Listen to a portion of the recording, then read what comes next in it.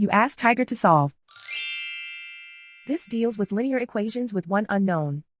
The final result is x equals 3. Let's solve it step by step. Simplify the expression. Expand the parentheses. Multiply the coefficients.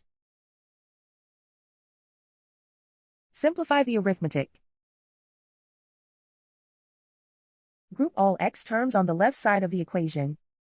Add 28x to both sides. Group like terms. Simplify the arithmetic. Group like terms. Simplify the arithmetic. Group all constants on the right side of the equation. Add 35 to both sides. Simplify the arithmetic.